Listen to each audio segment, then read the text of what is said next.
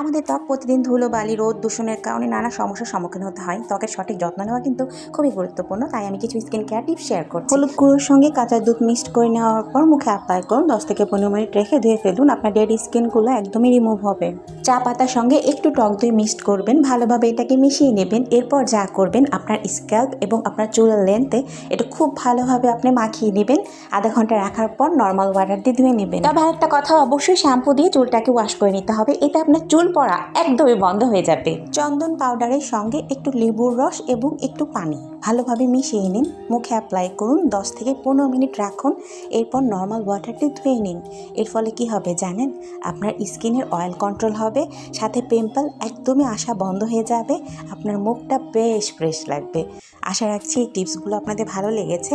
তবে যাদের সংবেদনশীল স্কিন তারা চাইলে আগে হাতে অ্যাপ্লাই করবেন, তারপর মুখে দিবেন। যদি কোনো ধরনের জ্বালাপড়া অনুভব হয় তাহলে বিরত থাকবেন। সবাই ভালো থাকবেন। আল্লাহ হাফেজ। আসসালামু আলাইকুম।